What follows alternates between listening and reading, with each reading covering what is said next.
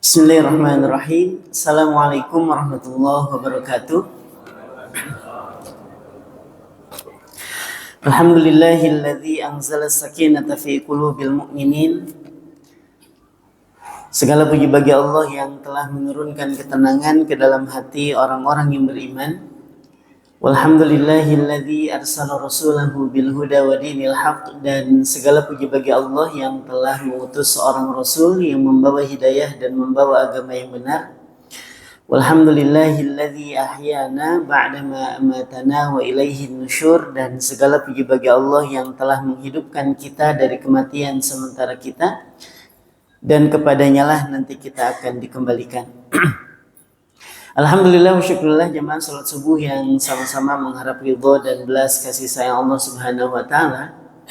Pada pagi hari ini kita patut berbahagia dan patut bersyukur karena Allah masih mentakdirkan kita menjadi bagian dari orang-orang yang masih dimudahkan untuk bisa melakukan kebaikan.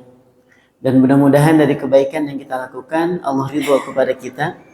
Allah jadikan kebaikan kita ini bukan hanya sebatas penambah pundi-pundi pahala, tapi juga Allah jadikan sebagai wasilah penggugur dosa-dosa kita, peninggi derajat kita, dan dimudahkan setiap urusan kita. Amin ya rabbal alamin. Untuk mengundang keberkahan Allah, kita buka kajian kita pada pagi hari ini dengan sama-sama membaca basmalah. Bismillahirrahmanirrahim. Hari ini kita akan lanjutkan kembali kajian kita berkenaan dengan takdir. Jadi para pembantunya takdir ini sesi kedua. Dan insya Allah nanti kita akan selesaikan di 2045 ya, insya Allah ya. Sampai Indonesia emas nanti ya. Karena pembahasan takdir ini jemaah sekalian, dia unik gitu ya. Di antara rukun iman ada berapa Pak? 5 atau 6? 5 aja lah. 5 atau 6 nih? 6 ya. Di antara rukun iman yang 6. Beriman kepada takdir ini yang membutuhkan pembahasan yang panjang di antara rukun-rukun yang lain. Kenapa? Karena fitrahnya kita itu bertuhan. Itu fitrahnya. Sekalipun ada orang mengatakan aku ini ateis, gak percaya Tuhan, tapi tetap aja kalau dia berada dalam keadaan tertentu, sudah mentok dengan urusannya, dia akan mencari apa? Tuhan. Jadi fitrah kita ini bertuhan. Jadi ketika orang tua kita dulu mengajarkan kepada kita, nah Tuhan kita adalah Allah, selesai di kepala kita. Rasa-rasanya kita nggak ada yang ngepoin di mana sih Allah itu. Kayak mana? Betul kalau itu Tuhan kita. Kayaknya nggak sejauh itu. Guru-guru kita mengajarkan Tuhan kita adalah Allah, selesai kita nih. Nggak terlalu kepo lah, pokoknya Allah itu Tuhan kita, selesai aja. Terus disampaikan juga rukun iman yang kedua, beriman kepada malaikat. Ada yang kepo sama malaikat? Ada yang pengen ketemu? Ya, siapa tahu Ustaz pengen ketemu malaikat Israel, silahkan duluan, ya, gak usah rebutan ya. Nah jamaah sekalian dirahmati Allah Subhanahu wa taala, pokoknya kita paham dan beriman bahwa malaikat itu ada, sekalipun gak kelihatan. Kita percaya ada malaikat yang mencatat amal baik dan amal buruk. Kita percaya bahwa nanti di alam kubur ada yang menanyai kita, malaikat munkar dan nakir. Kita percaya ada malaikat penjaga neraka, penjaga pintu surga. Kita percaya sekalipun gak pernah melihat. Selesai. Yang ketiga, diminta untuk beriman kepada apa? Kepada kitab. Jangankan jam sekalian, kepada Al-Quran yang kita baca hari ini tuh, kepada kitab-kitab sebelumnya kita beriman. Sekalipun kita nggak pernah tahu bentuk Injil yang asli model kayak mana, Taurat itu kayak mana, Zabur kayak mana, Suhuf itu kayak mana modelnya, kita percaya bahwa kitab-kitab yang Allah turunkan sebelum Al-Quran itu ada. Percaya? Percaya, selesai babnya. Dan ketika Allah meminta kita beriman kepada para rasul-rasul, kepada para nabi dan rasul, kita percaya sekalipun. Jangankan kepada Nabi Muhammad SAW yang jaraknya masih 1400 tahunan, kepada Nabi Adam yang sering diceritakan aja, kita percaya jemaah sekalian. Dari mulai zaman Nabi Adam, Idris, Nuh, Hud, Soleh, Ibrahim, Lut, Ismail, Isa, Yakub, terus sampai kepada begini Nabi, kita percaya dan kita beriman. Benar kan? Tapi ketika Allah sampaikan berkenaan dengan masalah apa? Takdir, panjang betul pembahasannya. Misalnya lagi tanya yang kelima, beriman kepada hari akhir. Kita beriman, kita percaya bahwa nanti kiamat itu ada. Yakin? Kalau kita ditanya, Bapak dan Ibu percaya akan hari kiamat? Percaya, udah selesai pokoknya. Tapi ketika berbicara masalah takdir, yang dituntut dari kita itu bukan cuma berimannya, tapi bisa menerimakannya. Karena yang berat dari pembahasan takdir itu bukan berimannya, tapi apa? Menerimakannya. Setiap kita ini kalau kita orang beriman, kalau ditanya beriman sama takdir, beriman, tapi belum tentu mampu bisa menerimakannya. Misalnya anak kita meninggal. Qadarullah, Allah mencatatkan bahwa anak kita meninggal. Terus kata tetangga ngingetin kita, sabar ya Pak ya, ini sudah menjadi ketentuan Allah. Terus kita akan mengatakan, iya sih ketentuan Allah. Tapi kan anak kita jatuh dari kendaraan. Terus saudara kita bilang, sabar Bu ya, ini sudah menjadi takdirnya Allah. Iya sih takdir, tapi kan. Jadi bahasa tapikan-tapikan ini menunjukkan bahwa kita ini mengimani betul sama takdir, tapi belum tentu bisa menerimakannya.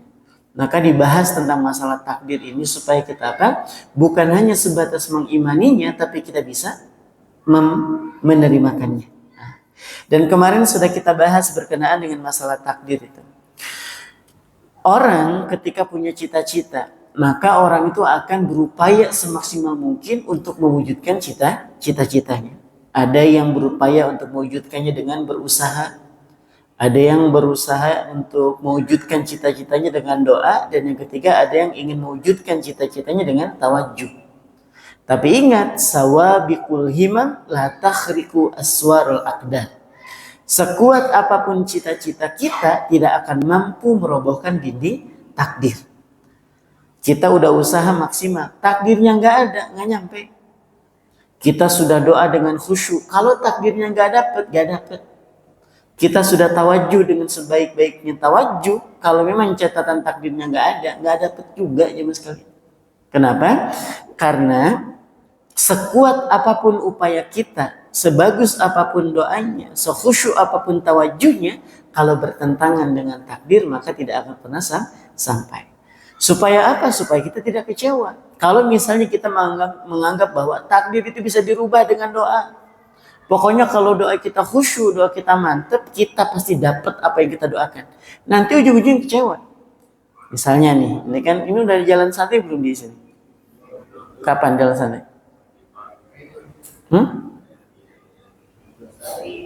Akhir bulan? Tanggal 31 ya? Jamaah sekalian dirahmati Allah Subhanahu wa taala. Pernah ikut jalan santai? Pernah ya? Pernah ikut jalan santai yang hadiahnya mobil? Pernah ya? Baik. Pertanyaan saya sederhana. Bapak ketika ikut jalan santai atau jalan sehat itu ya, yang ada hadiahnya mobil, doa Bapak dapat hadiah utama atau dapat hiburan? Doanya. Ada di sini pas lagi jalan, ya Allah nggak apa-apa buat baskomanya. Ada yang pernah kayak gitu? Gak ada Pak. Semua orang yang ikut jalan sehat, itu jalan santai ataupun bahasanya apapun itu, yang dia doakan tuh dapat hadiah utama. Jujur aja dulu Pak, benar nggak Pak? Benar ya? Kalau kita menganggap bahwa dengan doa itu bisa merubah takdir, pokoknya dengan doa yang mantap dapat satu mobil, kita bakalan kecewa. Coba perhatikan. Ada nih dalam satu kesempatan, saya pernah ikut jalan santai di Samarinda. Ya, jadi hadiahnya itu mobil, bukan karena memang ngebet-ngebet ke sana pengen dapat mobil, bukan karena memang qadarullah lagi ada di sana gitu ya, bersama dengan jalan santai. Itu pas lagi jalan santai selesai, terus diumumkan hadiah undi, kan kita nggak bakal pulang sebelum hadiah utamanya keluar ya kan. Sampai hadiah utama dibacakan Pak, yang dapat siapa? Perempuan udah mas seksi, banyak tatonya. Sebelahnya bilang kayak gini, ya perempuan kayak gitu yang dapat. Coba perempuan yang kayak gitu yang dapat, mungkin dalam pikirannya masih ada perempuan yang lebih baik daripada dia. Masih ada orang yang masih menggunakan hijab, bahkan jilbabnya lebar-lebar. Harusnya mereka yang dapat itu dalam pandangan dia. Mungkin dia menganggap bahwa kenapa enggak sholat aja? Ini jangankan sholat nih, ini nutup aurat aja enggak gitu loh. Paham ya? Tapi kenapa dia yang dapat? Nah ini nanti ujung-ujungnya kekecewaan. Karena dia menganggap bahwa dengan sholatnya dia akan dapat apa? Mobil. Dengan puasanya dia akan dapat mobil. Pak, kalau kita cuma ngandelin doa, yang jalan santai semuanya pada doa nggak Pak? Pada doanya sama nggak Pak? Sama, bahkan sepanjang jalan ada yang bersolawat. Allahumma sholli ala sayyidina Muhammad. Allahumma sholli. Ada yang sepanjang jalan subhanallah walhamdulillah wala ilaha illallah wallahu akbar. Pokoknya paling soleh udah kalau sudah pas di jalan santai. Kenapa? Karena memang yang dituju hadiah utama. Ada yang bahkan sepanjang jalan istighfar, masya Allah. Pokoknya kalau pasti jalan santai, jalan sehat itu, kalau hadiah utamanya mobil motor, semuanya pada istighfar. Astagfirullah, astagfirullah, astagfirullah. Istighfarnya supaya dapat apa? Hadiah utama. Gak ada rasa-rasanya dalam keadaan normal kita ini saat jalan santai, doanya ya Allah, hamba marido, dapat tisu juga nggak apa-apa. Dapat baskom, dapat panci juga nggak apa-apa ya Allah. Nggak ada, Pak. Semua doa tertuju untuk mendapatkan hadiah utama.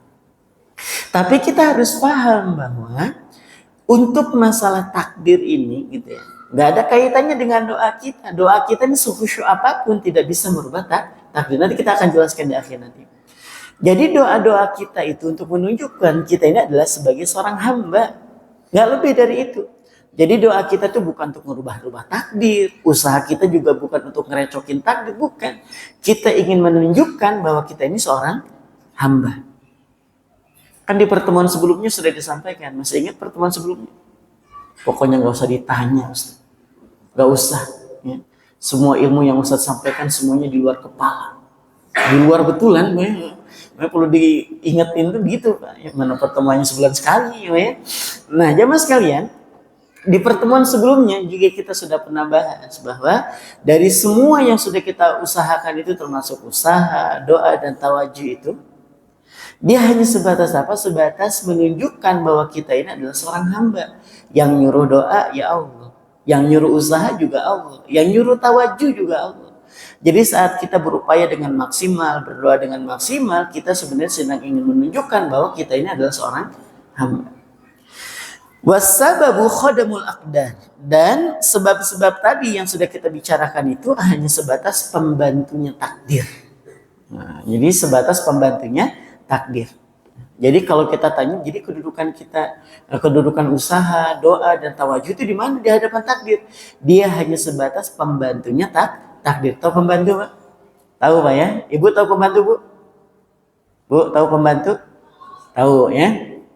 Tahu Ibu tahu ya pembantu. Pembantu itu Ustaz terlalu kasar kalau pembantu. Terus ganti Ustaz pakai apa? Asisten rumah tangga. Dulu kan babu ya. Babu terlalu kasar diganti pembantu. Pembantu juga masih kedengaran kasar. Jadi apa? Asisten rumah tangga. Ibu kerjanya apa? Pembantu.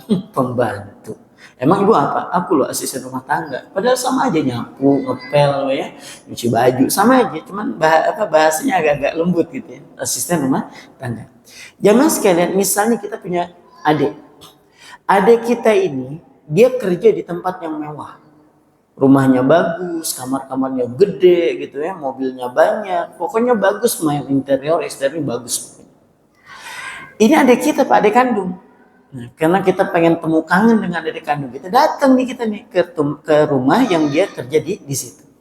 Pertanyaan saya, saat kita datang nih ketemu adik kita yang sebagai pembantu statusnya di rumah itu, punya nggak kewenangan untuk mempersilahkan kita masuk? Enggak. Boleh nggak misalnya adik kita nih, mentang-mentang kita yang datang, silakan masuk, pilih kamar yang mana? Kamar yang mana? Itulah kamar majikannya, ya kan? Nggak ada, Pak. Jadi pembantu itu hanya sebatas apa? Hanya sebatas menjalankan apa yang tuannya perintahkan. Itu pembantu. Tapi ingat, sekalipun pembantu itu tidak punya kewenangan memasukkan kita ke dalam, tidak punya kewenangan untuk mengatur ini dan itu, tapi kalau pembantu ini kerjanya bagus, kerjanya baik, amanah, jujur, maka di akhir bulan dia dapat apa? Gaji. Dapat apa, Pak? Gaji. Jadi kalau pembantu ini amanah, jujur, ulet betul kerjanya, nanti di akhir bulan dia dapat gaji. Bukan cuma gaji, kadang dikasih tunjangan yang lain, dikasih uang bonus. Bahkan kalau pembantu ini sudah bagus betul kerjanya, dia akan bilang ke tuannya, pokoknya Bude nggak usah mikirin lain-lain, kerja aja yang bagus di sini. Nggak usah mikirin nanti baju lebaran kayak mana, nanti kami sediain. Bahkan nanti tiket buat Bude pulang lebaran nanti kami belikan. Karena kerjanya apa? Bagus. Nah, sama halnya dengan doa, dengan usaha, dengan tawajuh yang kita lakukan. Kalau kita melakukannya dengan sebaik-baik usaha, maka buah dari ketiganya itu ada pahala. Sekali lagi. Yang nyuruh doa siapa? Allah. Yang nyuruh usaha? Allah juga. Yang nyuruh kita bertawajuh? Allah juga. Nah, saat kita melakukan ketiganya dengan baik, maka Allah sudah sediakan pahala. Perkara dari doa kita nggak nyampe kepada apa yang kita doakan, lain urusan. Lain urusan. Yang jelas kita sudah dapat pahala dari doa-doa kebaikan kita. Kita usaha nih, pengen kaya, tapi nggak kaya-kaya. Memang catatan takdirnya miskin. Tapi usaha kita bagus, jujur, amanah. Kalaupun ternyata kita tidak sampai kepada kekayaan, paling tidak kita sudah mendapatkan pahala dari usaha kita. Kalaupun ternyata tawajuh kita sudah maksimal betul kepada Allah, memasrahkan semua urusan kepada Allah, dan memang catatan takdirnya nggak ada, kita nggak dapat, nggak masalah. Yang penting kita sudah mendapatkan pahala dari tawajuhnya kita. Kalau kita masih beranggapan bahwa kalau usaha maksimal pasti dapat, kata motivator kan gitu ya, usaha tidak mengkhianati hasil. Kata motivator. Ya. Dalam catatan syariat nggak gitu konsepnya. Kalau kita berkeyakinan bahwa dengan usaha yang maksimal kita pasti dapat. Kalau doa kita khusyuk dengan sebaik-baik doa pasti bakal kita dapat. Nggak gitu konsepnya. Ya. Kenapa? Karena sebatas ini apa? Tiga ini hanya sebatas pembantunya takdir. Dan saya ingin sampaikan bahwa jamaah sekalian dirahmati Allah Subhanahu wa taala. Kalau kita beranggapannya seperti itu, coba perhatikan. Nabi ketika masih hidup beliau, ketika masih hidup waktu itu dengan para sahabat, perangnya sekali atau puluhan kali? Perangnya puluhan kali. Nah, pertanyaan saya selanjutnya, apakah setiap peperangan yang diikuti oleh Nabi itu selalu menang? Enggak. Nah, pertanyaan selanjutnya, apakah Nabi kurang maksimal usahanya? Dengan para sahabat, kurang nggak? Kurang maksimal nggak dalam perang itu usahanya? Maksimal. Apakah doa Nabi kurang khusyuk? Khusyuk, jangankan Nabi itu, jamaah sekalian. Ketika berdoa dalam peperangan, fil ghazwah. Ghazwah itu artinya peperangan. Abu Bakar tuh berulang kali menenangkan Nabi saat berdoa. Karena Nabi itu kalau sudah doa mau perang, nangisnya itu betulan, kan? Ya Allah, berikan kemenangan buat kaum muslimin. Angkat tangan dengan tangan yang tinggi. Abu Bakar sebagai mertuanya Nabi, bahkan sebagai sahabat yang paling dekat dengan Nabi itu sampai, sudah wahai Rasul, sudah. Allah mendengar doa-doa kita. Sebegitunya Nabi doa. Kurang khusyuk apa? Nabi doanya pasti khusyuk. Kurang berserah apa coba kepada Allah? Nabi berserah betul kepada Allah. Nabi sudah maksimal usahanya. Doanya juga paling khusyuk, bahkan tawajuhnya juga paling mantep. Tapi kalau dalam catatan takdirnya kalah. Paham sini ya? Paham gak nih? Paham ya? Jadi jamaah sekalian dirahmati Allah Subhanahu wa taala, apapun bentuk usahanya, semaksimal apapun nih dalam peperangan tuh nanti ada kalahnya. Nanti kaum muslimin dimenangkan, nanti ada lagi kalahnya. Itu gambaran sederhana betapa usaha kita sebagus apapun dalam catatan takdirnya kalah. Dalam catatan takdirnya menang. Nabi itu kurang serius apa dalam berperang? Nabi juga terluka. Sahabat juga banyak yang gugur, apalagi dalam perang Uhud sampai diusulkan baginda Nabi itu meninggal sudah. Saking dahsyat betul gitu ya, saking dahsyat betul itu peperangan. Tapi kan ternyata sebagus apapun doanya, semaksimal apapun usahanya, dalam catatan takdirnya kalah. Nabi nggak pernah bilang ke sahabat karena memang takdir itu mahjub, Pak. Mahjub itu tertutup, terhalang. Nabi itu ketika perang, misalnya Nabi digambarkan tentang takdir, misalnya besok menang. Nabi tinggal bilang, besok kita perang santai aja ya. Mau sambil kayang silahkan, ya. Mau sambil main PUBG juga silahkan. Ya. Mau sambil salto juga silahkan pokoknya. Kenapa ya Rasul? Besok takdir kita menang. Takdir kita besok menang. Nggak ada yang serius, Pak. Atau dikabarin, besok jangan terlalu semangat ya perangnya. Kenapa? Besok takdir kita kalah. Ya, saya yakin gak ada yang datang besok. Gak ada yang datang ke perang. Ya ngapain datang orang takdir udah perang udah dikasih tahu besok bakal kalah. Jadi ternyata yang Allah minta dari kita itu bukan merubah takdir. Yang Allah minta dari kita apa? Wa ma khalaqtul jinna wal insa illa liya'budun. Tidaklah aku ciptakan jin dan juga manusia kecuali untuk apa? Menyembah ibadah. Udah itu aja, Pak. Nah, maka sekarang jemaah sekalian, kita akan bahas kedudukan usaha, kedudukan doa, terus kedudukan tawajuh itu di hadapan takdir itu sebagai apa? Sebagai pembantu. Hanya sebatas pembantu. Kalau dia kerjanya bagus dapat gaji. Kalau kerja-kerja kita bagus dapat pahala. Doa kita cakep dapat pahala. Tawajuh kita bagus dapat pahala. Perkara nyampe atau tidak dengan cita-cita kita lain urusan. Ya, itu belakangan urusannya. Baik. Sekarang ya mas kalian rahmatullah Allah Subhanahu wa taala. Jadi adanya sebab-sebab tadi yang sudah kita sebutkan, usaha doa tawajuh itu hanya sebatas apa? Hanya sebatas membuat jalan kita mendapatkan pahala. Udah itu aja. Bukan bermaksud untuk merubah-rubah takdir.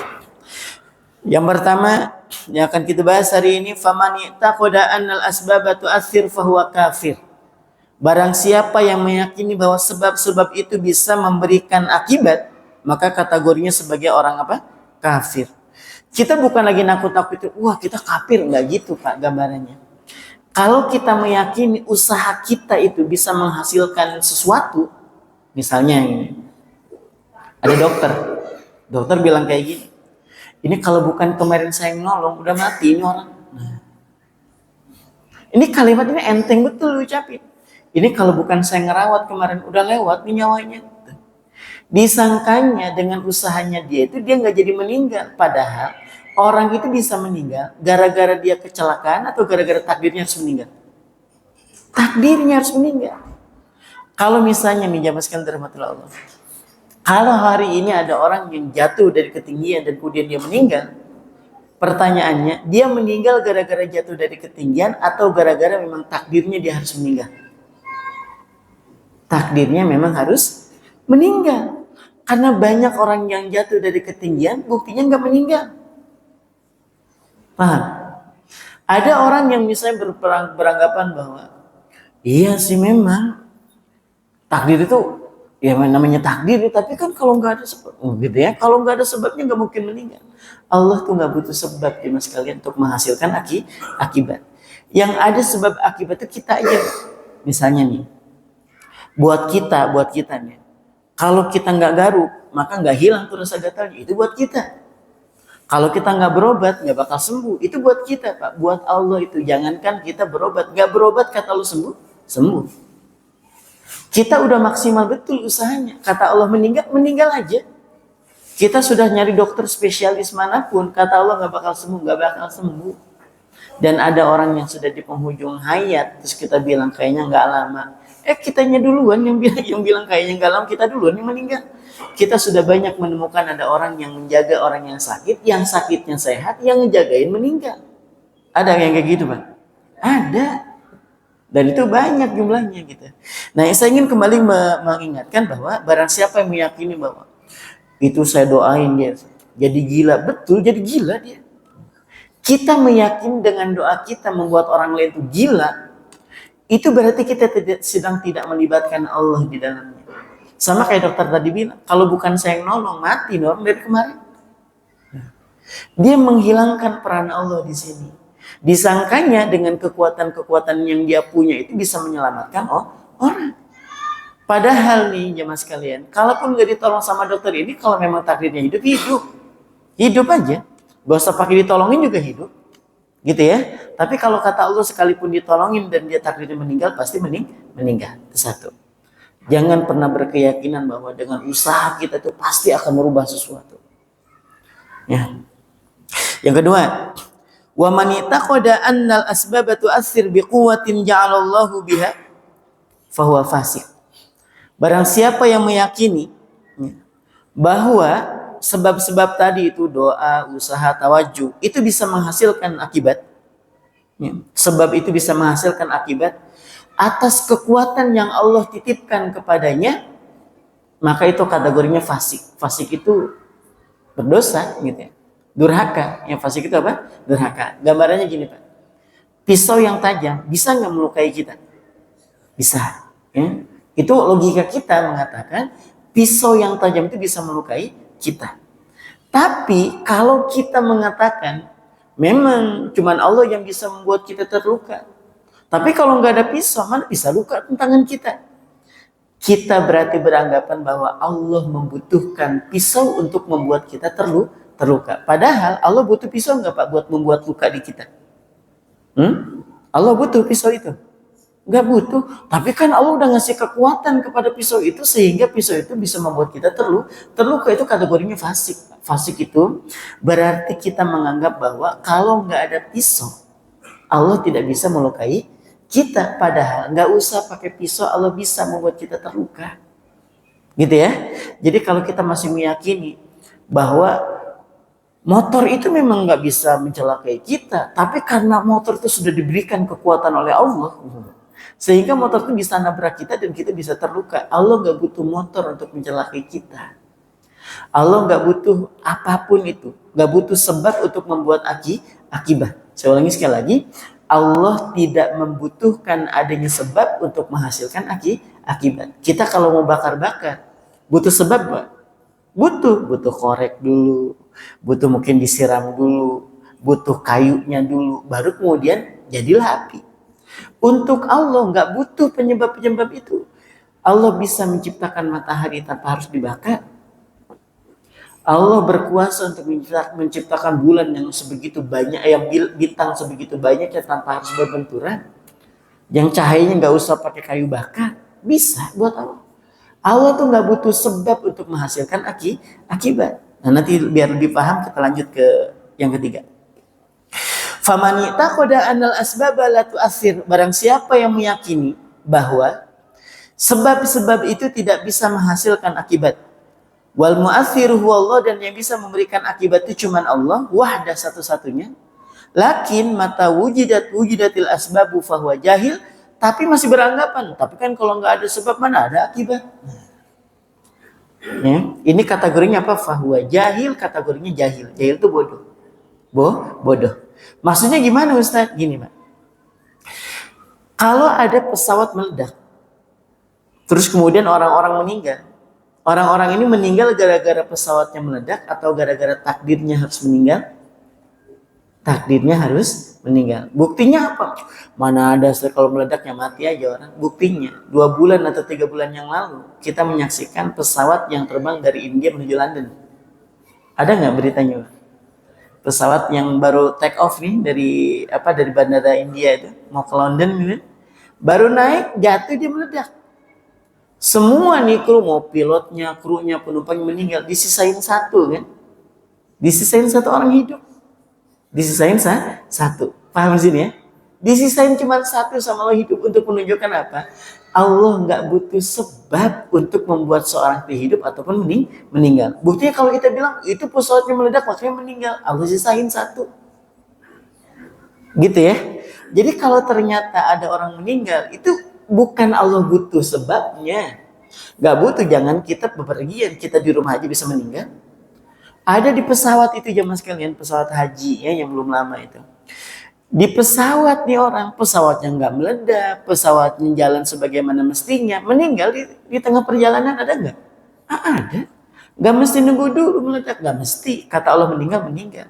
Jadi saat kita ini misalnya kita menemukan ada orang meninggal karena tertabrak, itu bukan karena tertabrak kemudian dia meninggal, karena memang takdirnya dia harus meninggal. Buat Allah tuh nggak butuh sebab. Saya kasih beberapa contoh untuk mendekatkan pemahaman kita terhadap pembahasan seperti ini. Sekali lagi saya ulangi bahwa kalau kita berkeyakinan kalau nggak ada sebab, mana mungkin ada akibat. Nah, Allah patahkan argumen kita dengan apa? Satu. Nabi Ibrahim alaihissalam. Nabi Ibrahim alaihissalam. Harusnya ketika dimasukkan oleh Namrud itu ke dalam api yang menyala, harusnya Nabi Ibrahim apa? Terbakar dong. Orang apinya gede. Ya, Pak, ya. Bukan api unggun biasa yang biasa anak-anak pramuka itu, Pak. Bukan. Jadi ketika Namrud itu menyuruh para bawahannya untuk apa? Menyiapkan kayu bakar, bukan kayu bakar biasa. Itu kalaupun orang masuk ke situ, harapan hidupnya memang nggak ada. Bukan kecil kemungkinan, bukan, memang nggak ada aja. Orang dimasukkan ke dalam api yang berkobar kayak gitu, harusnya apa? Terbakar dan meninggal. Itu pasti sudah itu. Apa kata Allah? Kunubar dan wassalaman ala Ibrahim. Jadi engkau dingin dan jadilah selamatkan Ibrahim. Allah maunya api itu adem-adem. Tapi kalau kita bilang itu kalau harusnya kan kena api itu kan mati orang. Kata Allah hidup-hidup. Jadi Allah tuh nggak butuh sebab untuk menghasilkan akibat. Paham di sini? Jadi ya Allah itu jamaah sekalian. Dia maha kuasa atas segala sesuatu. Yang butuh sebab itu cuma kita. Kita butuh makan untuk kenyang, butuh minum untuk menghilangkan dahaga, butuh tidur untuk menghilangkan rasa kantuk. Buat Allah tuh nggak butuh wasilah-wasilah itu. Kata Allah kita nggak dibikin tidur semalaman, bisa. Kata Allah kita pas lagi duduk taklim, duduk sebentar langsung bismika Allahumma ahya wa bismika amut bisa. Ya? Yang duduk langsung tidur juga bisa. Gitu. Itu untuk Allah tuh gampang, nggak butuh penyebab. Nggak butuh apa? Penyebab. Yang kedua, kalau kita masih beranggapan kalau nggak ada sebab mana ada akibat, Ustaz. Yang kedua, contoh. Ya. Kalau ada orang tenggelam, kemudian dia meninggal, pertanyaannya sama. Apakah dia meninggal gara-gara tenggelam atau karena catatan takdirnya harus meninggal? Catatan takdirnya harus meninggal. Karena ada orang yang tenggelam tapi ternyata tidak meninggal. Baik. Nabi Musa alaihissalam ketika dikejar oleh Fir'aun, mentok sudah Pak. Di depan Laut Merah, di belakang Fir'aun. Makanya nih ngomel-ngomel nih orang-orang Bani Israel. Musa tahu kayak gini kami ikut Fir'aun. Kalau sama Fir'aun kan walaupun kami jadi budak kami hidup, ya kan? Coba sekarang kayak gini, depan laut, belakang Fir'aun mati gitu sudah. Dalam pandangan mereka. Tapi kata Allah, ya pukulkan tongkatmu, dipukul, belah lautan. Paham ya? Belah lautan. Nabi Musa jalan sama pengikutnya, nyebrang. Fir'aun berpikir Musa aja bisa, kita juga bisa.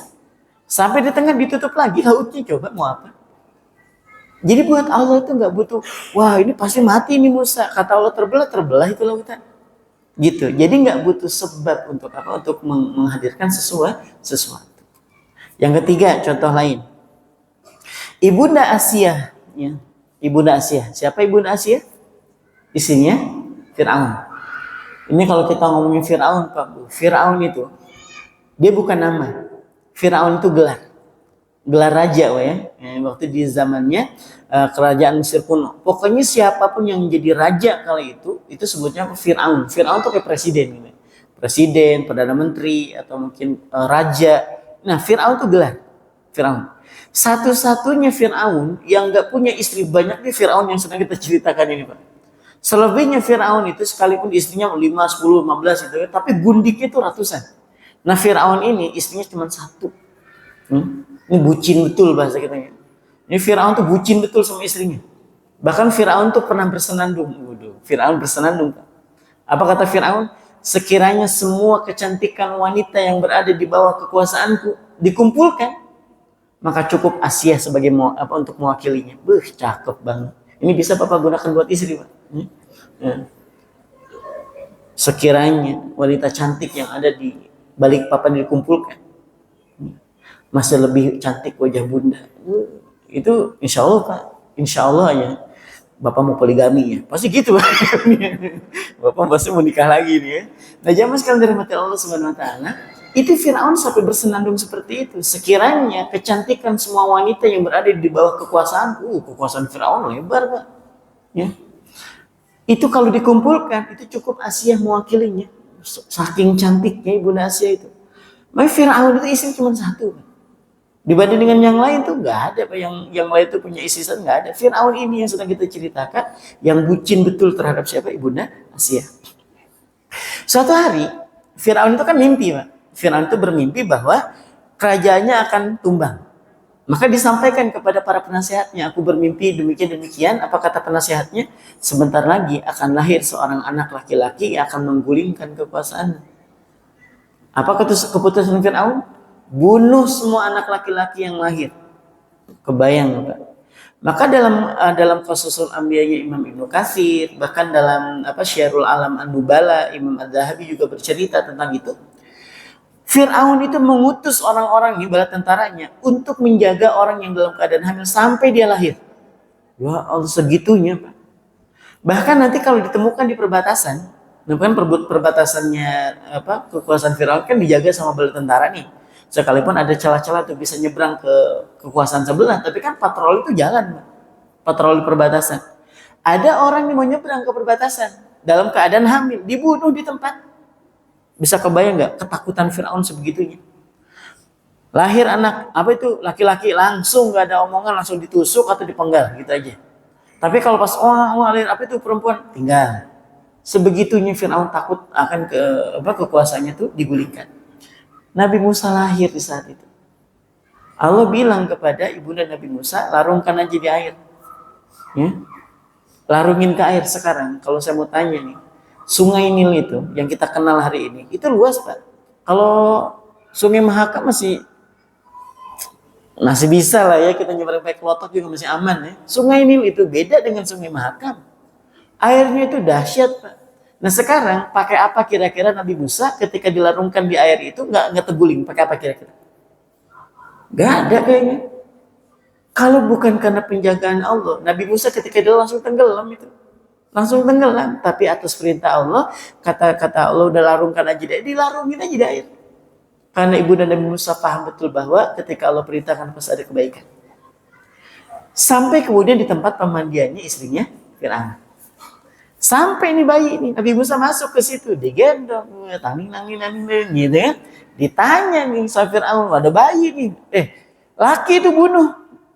Apa kata istrinya? Beb gitu langsung kelepok. Beb, kita pelihara aja sudah. Masa kalau kita pelihara dengan penuh cinta, masa dia akan durhaka sama kita? Kamu mau? Ya mau lah. Udah rawat, coba. Kebayang nggak? Fir'aun yang sekejam itu. Ketika istrinya bilang beb, itu udah kelepok-kelepok, Pak. Sama kayak bapak, Pak. Bapak segarang apapun di luar, di rumah. Ayah langsung nunduk. Ya. Padahal istrinya belum ceramah tuh, belum baru manggil ayah gitu ya. Langsung. Nah, jamaah sekalian, Fir'aun itu ketika istrinya bilang kalau kita rawat dengan cinta masih ya dia durhaka sama kita. Kata Fir'aun, engkau mau? Mau, udah ambil sudah. Di saat yang bersamaan di luar masih tetap pembunuhan terhadap bayi laki-laki itu tetap berlangsung. Ngeri nggak? Ngeri. Besarlah Nabi Musa alaihissalam. Tanda-tanda kenabian sudah ada. Ya, Ibu Asia sudah mulai mengimani Nabi Musa sebenarnya, cuma belum terang-terangnya. Nah saat kemudian Nabi Musa sudah head to head dengan Fir'aun, ketika itu Nabi Musa ditemani oleh Nabi Harun alaihissalam. Berdua ngadepin Fir'aun. Ketika para tukang sihir itu melemparkan tali, ini kan kisahnya ini kita dari mulai lahir, Pak, rasanya udah hafal betul kisahnya.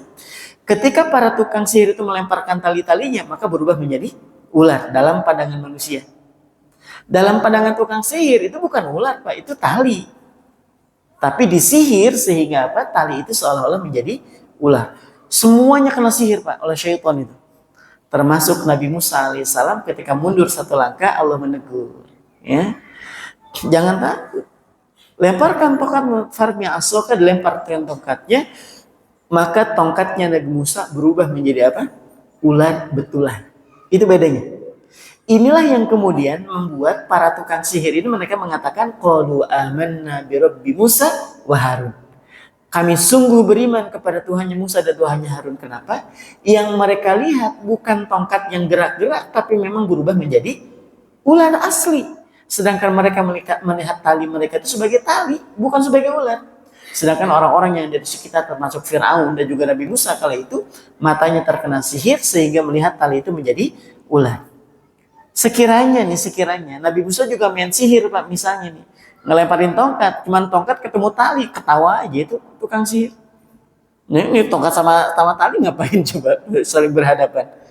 Nah karena yang dilihat itu memang ular betulan dan memakan tali-tali itu tadi, beriman langsung. Apa kata Fir'aun? Kalian beriman tanpa persetujuan saya. Lausolibannakum ajmain, akan kusalib kalian semuanya. Kata Fir'aun itu. Maka nasibnya apa? Nasibnya orang-orang yang menjadi tukang sihir Fir'aun ini, yang kemudian beriman kepada Nabi Musa, disalib dalam keadaan terbalik. Coba saya ngebayangin, disalib aja sebegitu sadisnya, Pak. Tangan itu bukan diikat, dipaku. Bayangin coba. Itu lausolibannakum ajmain, aku akan salib kalian semuanya dalam keadaan terbalik.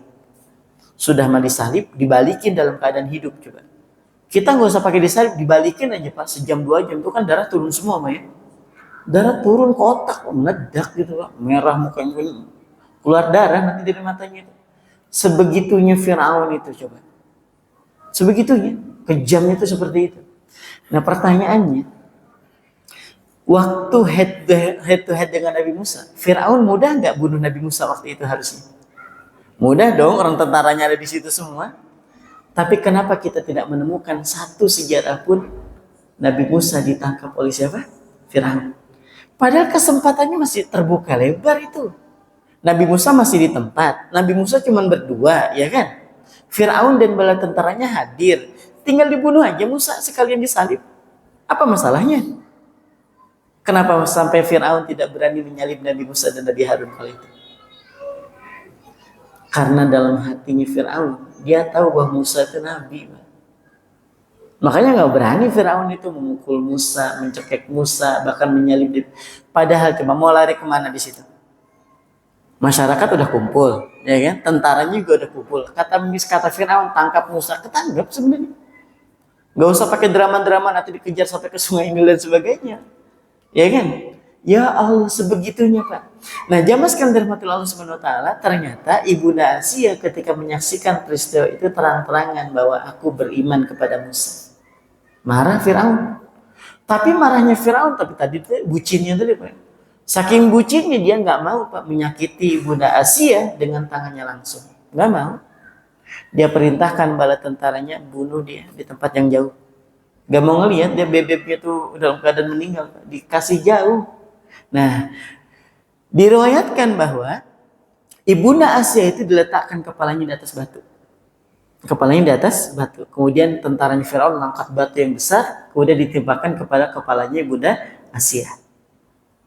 Meninggallah Ibunda Asia. Nah, pertanyaannya, Ibunda Asia meninggalnya gara-gara terkena batu atau takdirnya harus meninggal? Takdirnya harus meninggal, dan untuk Allah nggak butuh batu itu untuk membuat Ibunda Asia itu meninggal. Buktinya apa? Imam Ibnu Katsir dalam Qasasul Anbiya menyebutkan kisah-kisah para nabinya itu, menyebutkan bahwa Ibunda Asia ketika batu itu belum sampai ke kepalanya, Allah sudah cabut dulu nyawanya. Jadi Ibunda Asia tidak sempat merasakan batu itu nempel kepada kepalanya. Allah nggak butuh batu untuk mencabut nyawa Ibunda Asia. Nah, ini menyadarkan kita bahwa kalau ada orang yang meninggal, bahwa itu tertabrak, tenggelam, pesawatnya meledak, terbakar, itu bukan serta-merta karena dia meninggalnya gara-gara itu. Tapi karena memang dalam catatan takdirnya dia memang harus meninggal. Kenapa? Tidak akan pernah meninggal, kata Nabi SAW, seseorang hatta yastakmila rizqah, sampai selesai untuk urusan rezekinya. Jadi kalau orang meninggal memang catatan rezekinya sudah habis. Tapi kalau dia masih hidup berarti catatan rezekinya masih ada. Di zaman Nabi Musa yang paling banyak, di zaman Nabi Isa alaihissalam. Nabi Isa itu nabi yang paling banyak mukjizatnya. Ya Pak ya? Nabi Isa itu paling banyak mukjizatnya Pak dibanding dengan nabi-nabi yang lain. Baik. Di zaman Nabi Isa pernah datang seorang pemuda dengan mengatakan, wahai Isa, engkau utusan Tuhan, iya. Kalau engkau bisa mengabulkan satu permintaanku, aku beriman. Itu aja. Kata Nabi Isa, apa permintaan engkau? Bangkitkan ibu saya. Bangkitkan ibu saya. Dia meminta dibangkitkan ibunya bukan tanpa alasan Pak. Dia nggak pernah melihat ibunya. Itu aja. Maksudnya ketika dia kecil ibunya meninggal, gak sempat melihat muka ibunya kayak mana. Kalau kita sekarang kan gampang Pak. Misalnya nih istri kita meninggal, anak kita masih kecil Pak, belum kenal wajah ibunya. Nanti kalau udah gede kita punya foto.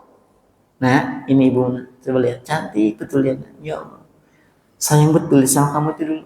Cuman ya takdir Allah dia sudah pergi duluan. Cantik betul ibumu ini. Ya Allah. Kita bisa nunjukin fotonya. Di zaman Nabi Isa belum ada foto, Pak. Belum. Makanya kata si pemuda ini, kalau engkau adalah utusan Tuhan dan bisa mengabulkan satu permintaanku aja, satu aja, aku beriman. Apa permintaannya? Minta dibangkitkan ibunya. Dengan izin Allah, Nabi Isa bisa Kak, membangkitkan orang yang dalam keadaan sudah meninggal dengan izin Allah. Itu namanya mukjizat. Bangkit ibunya, dipeluknya Pak. Dipeluk, dicium, ya Allah, kangen betul dengan ibunya yang baru kali itu dia melihat. Nah pertanyaannya, apakah si ibu ini hidup terus atau meninggal lagi? Meninggal lagi. Kenapa meninggal lagi? Baik, karena Nabi Isa dengan mukjizatnya bisa membangkitkan orang yang hidup dengan izin Allah, tapi Nabi Musa tidak bisa menanggung rezekinya. Nabi Isa tidak bisa menanggung rezekinya. Catatan rezekinya udah habis. Jadi kalaupun dibangkitkan itu sebagai bentuk mukjizat, tapi catatan rezeki sudah habis, maka wafat kembali si ibu. Jadi nggak bangkit terus hidup bareng, horor juga Pak ya, hidup dengan orang yang sudah meninggal kan jadinya. Enggak. Ketika sudah hidup berpelukan, temu kangen, meninggal lagi. Maka ketika itu pemuda ini beriman menjadi hawariyin, menjadi para pengikutnya Nabi Isa alaihissalam. Baik. Kita lanjutkan lagi nih ya. Jadi pada intinya jemaah sekalian, apapun yang terjadi pada diri kita, Allah tuh nggak butuh sebab. Allah nggak butuh sebab kita berobat kemudian sembuh, ya nggak butuh. Nabi Musa itu pernah nih. Nabi Musa kan punya gelar Kalimullah, ya Pak ya. Satu-satunya nabi yang punya gelar Kalimullah. Nabi yang mampu berbicara langsung dengan Allah. Tapi jangan digambarin Nabi Musa, kemudian ya Allah di hadapan gitu kan. Jangan digambarin gitu. Maksudnya Nabi Musa kalau udah doa tuh dikabulinya cepat. Kalau minta segala sesuatu itu langsung ditanggepin sama Allah. Baginda Nabi Shallallahu Alaihi Wasallam ketika mendapatkan wahyu lewatnya perantara, melalui perantara Jibril alaihissalam. Ketika berdoa juga nggak langsung bisa pas lagi perang Badar. Ya Allah, kalau kami nanti kalah ya Allah dalam perang Badar, siapa yang akan menyembah Engkau ya Allah? Gitu. Ketakutan baginda Nabi itu takutnya nanti kalau kalah nggak ada lagi yang menyembah Allah. Allah nggak jawabin langsung, tenang aja besok menang, nggak ada. Ya udah didengerin aja gitu kan, didengarkan sama Allah, tapi nggak langsung dijawab oleh Allah. Tapi Nabi Musa dia spesial. Apapun yang diobrolin sama Nabi Musa dijawabin sama Allah, dijawabin kan? Itu namanya kalimu. Suatu ketika Nabi Musa itu dalam keadaan sakit. Ada mengatakan magos itu sakit perutnya, ada bagian yang mengatakan bahwa Nabi Musa itu sakit di bagian giginya. Tapi saya lebih condong kepada pendapat yang mengatakan bahwa Nabi Musa itu sakit bagian perutnya, magos, sakit perut. Dia bilang kepada ya Allah, Engkau tahu aku sakit. Ya Allah tunjukkan kepadaku bagaimana biar bisa sembuh. Allah menunjukkan kepada Nabi Musa, engkau keluar cari rumput yang ini, pohon-pohon ini, kemudian kau konsumsi. Keluar Nabi Musa mencari yang sudah Allah tunjukkan tadi, nah ketemu, kemudian konsumsi sembuh. Nah, kemudian gitu ya, udah lama nih gak kambuh lagi Pak, di tempat yang sama, dengan rasa sakit yang sama, udah tanpa babi bu, dia keluar, ambil yang pohon yang pernah ditunjukin sama Allah, dia konsumsi, nggak sembuh. Ngadu kepada Allah, ya Rob, bukankah dulu aku punya sakit yang sama di tempat yang sama? Ini aku berobat dengan obat yang sama gitu. Tapi kenapa nggak sembuh? Apa kata Allah? Dulu engkau mencari aku. Sekarang kau mencari rumput. Paham ya? Dulu engkau mencari aku. Nanya ini ya Allah apa obatnya? Dikasih gitu. Lah sekarang aku nyari rumput. Nabi Musa menyangka bahwa dengan rumput yang sudah pernah Allah sampaikan tadi itu jadi obat. Padahal yang tetap yang menyembuhkan itu siapa? Allah, jamaah sekalian. Allah tuh nggak butuh rumput untuk menyembuhkan Nabi Musa sebenarnya. Paham? Jadi Allah tuh butuh kita tuh berikhtiar. Ikhtiar, nggak usah mikirin nanti bakal kaya, nanti bakal berhasil. Kecewa ujung-ujungnya. Ini hanya sebatas wasilahnya saja. Allah nyuruh kita kerja yang baik. Allah nyuruh kita doa yang khusyuk. Allah nyuruh kita tawajuh yang paten. Masalah hasil nanti biar Allah yang ngurus itu semua. Tugas kita itu bukan buat ngerecokin takdir. Nah, terakhir, wa man i'taqada anal asbab la tu'athir, barang siapa yang meyakini bahwa sebab-sebab itu tidak bisa memberikan akibat, wal mu'athir huwa Allah, dan yang bisa memberikan akibat itu cuma Allah, wahda satu-satunya. Wa wujudus sabab la yulazimu wujudal musabbib fahuwa muwahhid, dan ketiadaan sebab buat Allah itu enggak butuh sebab. Nah, orang yang berpemahaman seperti ini adalah seorang yang muwahhid, orang yang mengesahkan Allah. Sekali lagi, kalau ada orang mengatakan gini, ya Allah, tidak ada yang bisa menghasilkan akibat kecuali Engkau. Nggak ada yang bisa ngasih kesembuhan kecuali Engkau. Tidak ada yang bisa memberikan kekayaan kecuali Engkau. Tidak ada yang bisa menghidupkan dan mematikan kecuali Engkau. Kecuali Engkau ya Allah. Dan Engkau tidak membutuhkan sarana apapun. Engkau tidak membutuhkan sebab apapun untuk mewujudkan semuanya. Nah itu namanya muwahhid, Pak.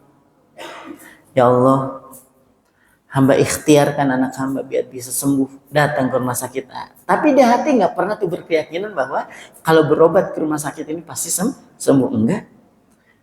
Dia tetap mengajakin anaknya berobat. Tapi dalam hatinya, ya Allah, Engkau yang akan menyembuhkan.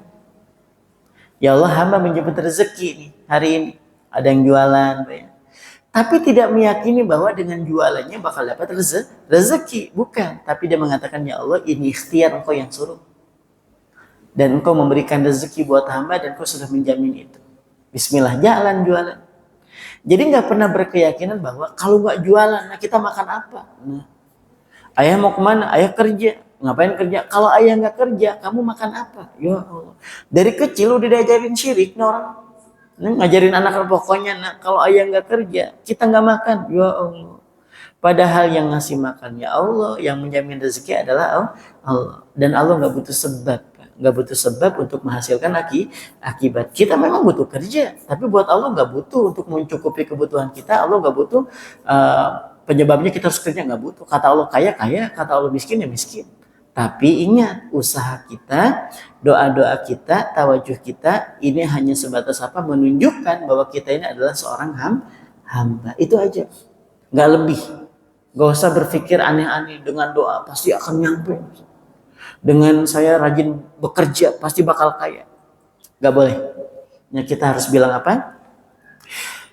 Ya Allah, doa hamba, usaha hamba, dan tawajuh hamba. Hamba ingin menunjukkan bahwa hamba ini sampai hari ini masih sebagai hamba Engkau. Jadi gak bakal pernah kecewa. Jadi nanti pas lagi jalan santai gak usah ikut, Pak. Nah, karena sudah ada takdirnya itu, yang dapat sepeda udah ada, ya Pak. Yang dapat mesin cuci juga sudah ada, yang dapat baskom juga udah ada catatannya. Jadi nggak usah jalan sehat, Pak. Nah, ini salah ngambil kesimpulan namanya. Nah, kita ini diperintahkan untuk apa? Untuk menjalankan apa yang Allah perintahkan. Kata Allah usaha dulu, sama kayak panitia sudah menyampaikan. Ini kan infonya mobil hadiah utamanya. Nah, mobil orang ya di dealer, bayar sendiri, ngambil sendiri ya. Nah, ini kan hadiah utamanya kemungkinan motor, Pak. Kalau motor ada lah, insya Allah ya, motor, sepeda listrik ada. Nah, itu yang ada catatannya udah ada, Pak. Yang bakal dapat motor itu sudah ada. Terserah Bapak nih, Bapak mau putus asa berarti gak usah ikut ya kan. Tapi kalau Bapak mau usahakan, usahain dulu. Tapi jangan pernah berkeyakinan bahwa kalau saya tahajud nanti malam besok bakal dapat itu motor. Yang tahajud ini semua orang-orang yang ada di sini saya yakin tahajud, Pak. Saya yakin itu, Pak, ya. Pokoknya nih besok jalan santai, malam pada tahajud. Ya Allah, kasih kami sepeda motor ya Allah. Wah, khusyuk memang pas lagi kayak gitu, Pak. Pas gak dapat juga, percuma tahajud tadi malam tuh kan, kecewa lagi kan. Ada yang sepanjang jalan subhanallah walhamdulillah wala ilaha illallah. Diajak ngobrol sama sebelahnya, diam nah, subhanallah walhamdulillah wala ilaha. Pokoknya biar dapat motor, gimana caranya ya? Nggak dapat, percuma saya istighfar dari sepanjang jalan tadi tuh kan, kecewa. Percuma saya tadi sholawatin, percuma. Nggak ada, Pak. Udah jalanin aja. Dijalanin. Kenapa? Karena doa kita tidak akan mampu merubah takdir. Kalaupun ternyata Ustaz saya pernah doa ternyata dikabulin, karena memang catatan takdir dikabulkan. Ya? Karena memang catatan takdir dikabulkan. Nah, mungkin ini yang bisa disampaikan ya Mas kalian. Jadi paham ya, jadi intinya semua yang kita lakukan itu hanya sebatas pembantunya takdir. Namanya pembantu tidak bisa memberikan kesan apapun, tidak bisa memberikan dampak apapun. Tapi kalau pembantu itu kerjanya bagus dapat gaji, kalau kita usahanya bagus dapat pahala, doanya bagus dapat pahala, tawajuhnya bagus juga dapat pahala. Nah, ini baru pertemuan kedua. Nah, insya Allah nanti di pertemuan yang akan datang kita akan lanjut ke bagaimana sikap kita terhadap takdir. Ya, sikap kita tuh harusnya gimana sih, Ustaz? Mau usaha tapi nggak ada takdirnya, doa juga kayaknya nggak ada takdirnya gitu. Nanti ujung-ujungnya Ustaz katanya Nabi kan gitu, orang itu sudah ditentukan surga dan neraka, lalu ngapain kita sholat ya kan? Atau juga kalau takdir di neraka juga, mendingan kita ini udah lepas aja aurat, malam clubbing gitu ya, malam ke diskotik, malam nyewa LC, karaokean dan sebagainya. Kalau takdirnya surga, masuk surga juga, Ustaz. Pertanyaannya, emang ibu udah pernah ngelihat catatannya di mana? Ya belum, maksudnya karena belum ya udah, gak usah mikir aneh-aneh. Bapak juga sama, Ustaz. Pokoknya mulai besok saya resign dari dunia persolatan. Resign dari dunia persolatan, bayangin coba. Kenapa, Pak? Percuma, Ustaz. Kalau ternyata takdir neraka juga walaupun soleh. Nah, ini keliru nih. Emang Bapak udah ngeliat catatan takdirnya? Ya belum, Ustaz. Ya karena kita belum ditampakkan ya takdirnya kayak mana. Ya tugas kita apa? Menjadi seorang hamba. Kata Allah sholat. Kata Allah nuntut ilmu. Kata Nabi berbakti sama orang tua, berbakti sama orang tua. Kata Nabi perbaiki hubungan dengan tetangga, baikin hubungan. Gitu aja, Pak. Jadi seorang hamba. Pokoknya sampai 2045 baru selesai takdirnya ya. Ini sengaja ya biar panjang sekalian. Ini baru pertemuan kedua, Pak. Belum sampai kita ke sikap kita terhadap takdir dan macam-macam takdir nanti kita jelaskan di pertemuan yang akan datang. Kurang lebihnya mohon dimaafkan. Ada yang menanyakan? nggak ada. Terima kasih banyak. Baik, insya Allah kita akan lanjutkan di bulan yang akan datang ya. Mau nggak usah nanya, ini sudah disiapin makanan ibu-ibu. Ibu udah nggak sabar mau sarapan Bu, ya. Sudah disiapin nasi apa kambing guling Bu, ya. Insya Allah. Nah, ada kambing guling. Pokoknya saya senggol terus selama belum ada kambing guling. Saya akan senggol terus Pak Wahid ini ya. Ini ya serius pokoknya. Kecuali sudah ada kambing guling nanti bulan depan, nah, saya nggak akan berhenti ngomong kambing guling pokoknya. Nah, ini kan kita ikhtiar aja Pak ya. Masalah takdir kan kita nggak tahu Pak, ya kan? Nah, masalah tahun apa bulan depan ada kambing guling atau sapi guling kan kita nggak tahu. Pokoknya kita kasih tahu aja gitu ya. Kurang lebihnya mohon dimaafkan. Kita tutup dengan sama-sama baca hamdalah. Alhamdulillahirabbil alamin. Subhanakallahumma bihamdika asyhadu an la ilaha illa anta astaghfiruka wa atubu ilaik. Assalamualaikum warahmatullahi wabarakatuh.